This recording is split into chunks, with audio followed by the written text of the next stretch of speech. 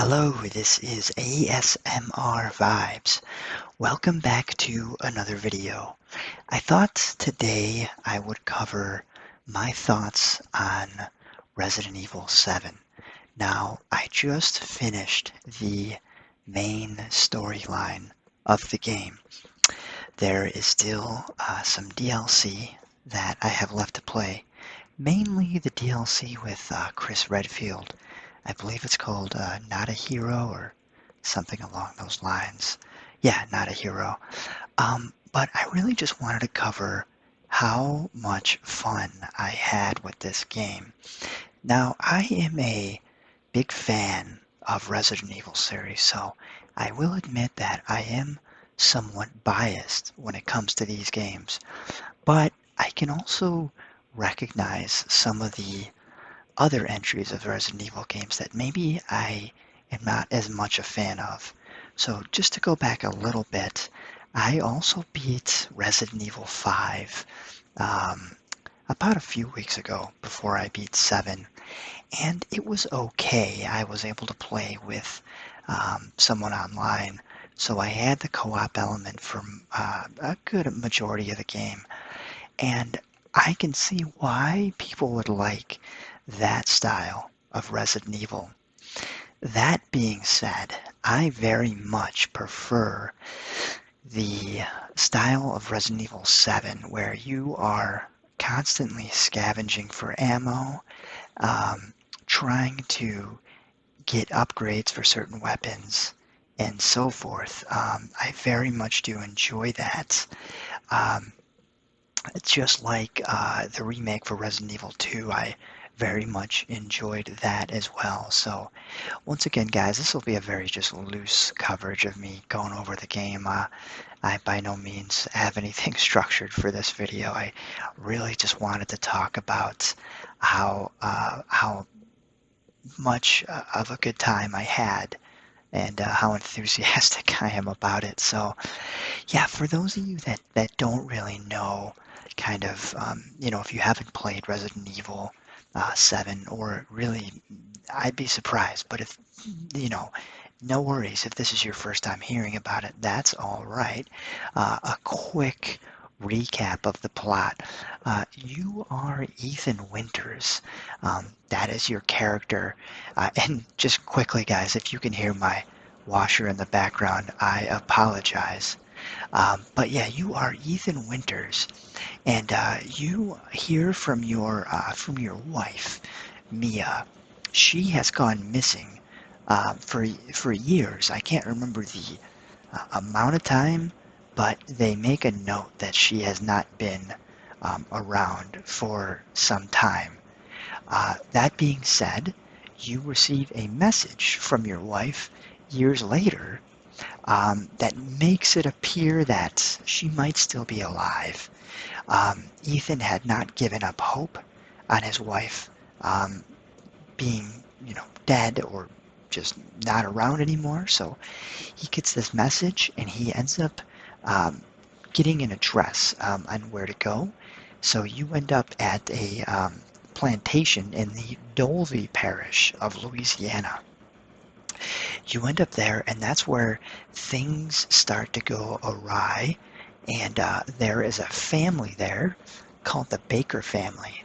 And things right off the bat don't seem right. I guess the best choice of words would be. So that is the plot of the game, at least the beginning. And we'll cover some spoily bits of the game, but I'll leave that for when my ramblings get to that point. But yeah, so there are, the Baker family is mentioned. You have Jack, who's the father, Margaret, the wife, the son, Lucas, and then there is a elderly woman in a wheelchair. And I cannot remember her name to save my life. But that is the Baker family. That's not ruining the game or anything like that. It's just important to note that that's who you're going to run into going throughout the story. So some of the things that I really, really liked about the game, I like how they put this one in first person. I thought I wasn't going to like it because coming off the heels of Resident Evil 2 and even 5, as I mentioned, I really enjoyed the setup of 2. Similar philosophy in scavenging for ammo and so forth. Um, that being said, I really ended up liking it quite a bit. It's very similar with 2. It's just first person, but you're still the enemies that you encounter are slow moving, and the enemies kind of reminded me of the enemies from Resident Evil Revelations 1, if anyone has ever played that before. So the enemies are slow moving, but they move in a way that makes it difficult for you to shoot them. So it is quite fascinating. But back to the graphics, I really thought that they were just stunning.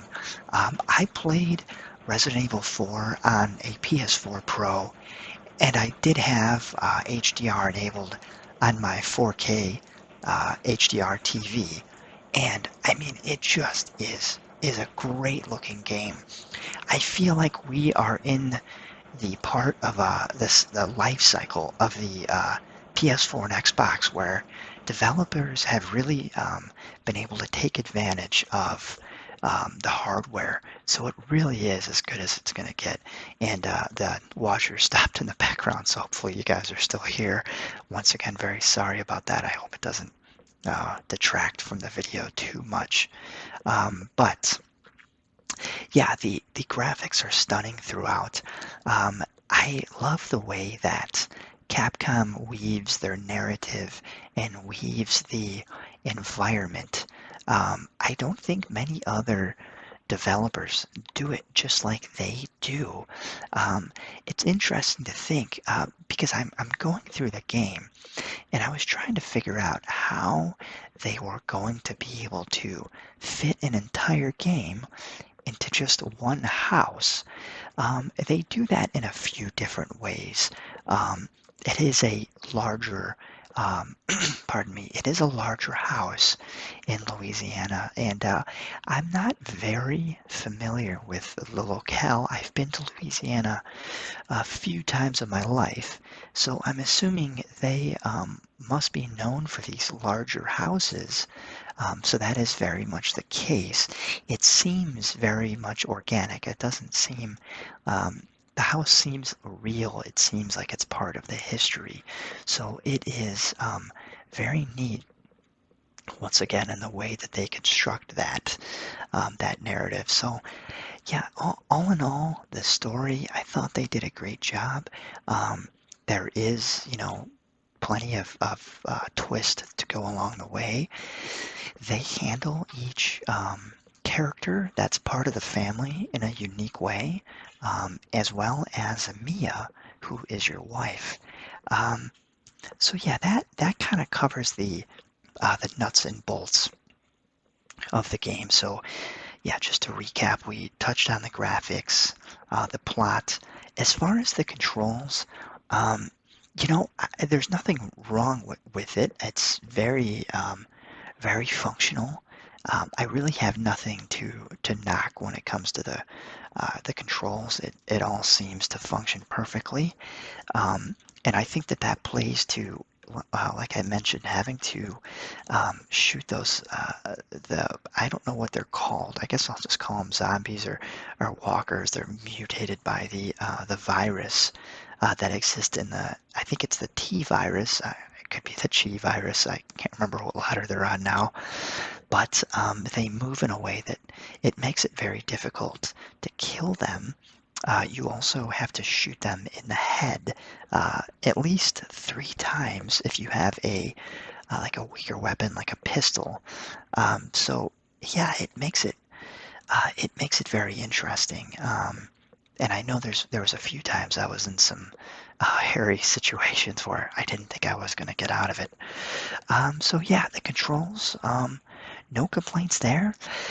I suppose one nitpick I might have with the enemies. I recall a few times in the beginning of the game where I would run into an enemy and say I maybe shot him a few times and I'd run out of ammunition.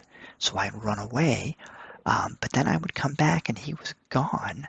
And I could understand why Capcom would do this. It sort of adds to the horror aspect of it. Where did he go? Where did the mutated creature go? But the thing is he would end up spawning later at full health.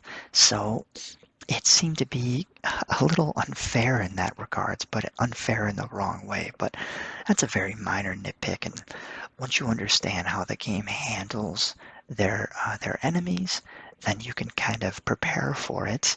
But otherwise, that's probably my only nitpick. I think the game took me around 9 to 10 hours to beat all in all. So I would say that's pretty standard with the Resident Evil series. And, they do a really good job of making you want to go back and beat the game on a higher difficulty. And then, as mentioned, there's more DLC attached to the game, the Not a Hero DLC. And then there's a few other things. A few other DLCs that I was looking at, and unfortunately I don't have the names of them for this video, but they are there, and there's some other neat things they do. There are videotapes that you'll come across from time to time in the game that you can put into a VCR, and it actually allows you to play that person who is filming the video. So it's pretty neat how they do that as well. I really like the lore in this game. That, in my mind, is one of the nicer niceties, for lack of a better word. They handle the lore in a way that makes it more succinct. It's very much to the point, and it gives you interesting information about what's going on. I thought in a game like Resident Evil 5, especially when you're playing with someone else, they can sometimes have documentations in the game that's 7 or 10 pages long. I feel like most people aren't going to end up reading that, and personally it didn't hold my attention, but most of the literature in this game was a 1 to 2 page read in most cases. It's also a slower paced game, so I was more willing to devote myself to read some of the lore in the game. Let's get a drink of water there. But yeah, otherwise, I love how everything was handled. So with that out of the way, I'm just going to cover some things that are more spoiler related. So please let me know, or rather, just take note if you haven't beaten the game or you don't want anything spoiled for you. I would recommend closing out of the video at this point. Of course, leave a like, comment, dislike. Always appreciate your feedback. So yeah, onto the spoiler bits. You have been warned. Quite a plot twist there at the end that oh, what is her name? The child, that she would end up kind of manipulating everyone. I did not see that coming. I think it's Eveline. Yeah, I believe it's Eveline, who ended up controlling the wife, who ended up controlling Mia. I was always a little confused how Eveline didn't end up controlling Zoe, but the point is she ends up, that was why the Baker family was how they were, to my knowledge, is that she was controlling them. They also had the mutation, so they were very strong and could regenerate, but it, if I were to delve deep in, I mean, that's, I know the son, Lucas, mentioned that he didn't want to be changed back. He loved how he was, but I feel like that's because Jack had mentioned, the father, that once Eveline gets into your brain, it changes you. So I feel like they were just corrupted, and that's why they were the way they were. Curious to know.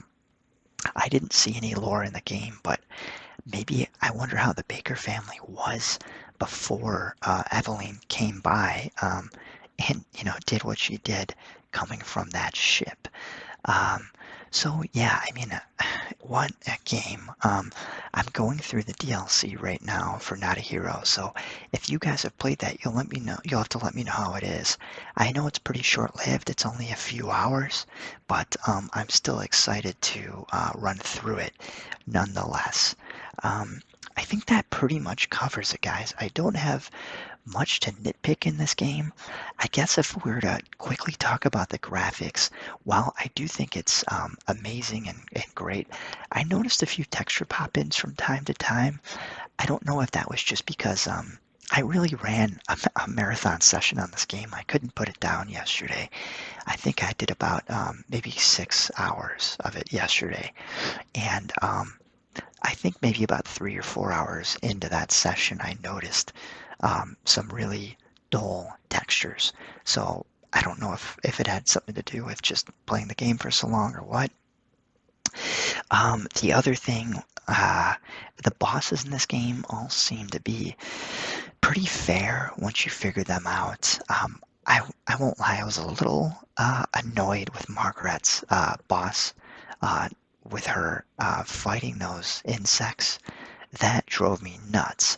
I did have to, I did end up Googling that for some information because I died there a few times until I realized that you can, in fact, kill her. And what you're supposed to do is kind of hide somewhere and let her come to you. My difficulty was obviously I didn't have much ammo at that point, so I had to go scavenge for all the ammo in the house. And there was maybe 2 or 3 times where scavenging for the ammo, I would end up dying in the process, or I would lose so much health it wouldn't make that run worth it because I'd end up dying anyways. So yeah, guys, I'd like to know your opinion on the game. So make sure to comment. Let me know what you think. Otherwise, that will be it. Like I said, I thought the graphics were amazing. The gameplay was great. I know it's been rumored, just a rumor, that Resident Evil 8 will be in first-person mode as well. I'm excited for that. I just hope that they continue to make other entries in that third-person mode because I'm very excited for Resident Evil 3, which I played as a kid and I don't really remember much, if at all. So that will be a very fresh experience for me. So once again, guys, thank you so much for watching. Have a terrific rest of your day.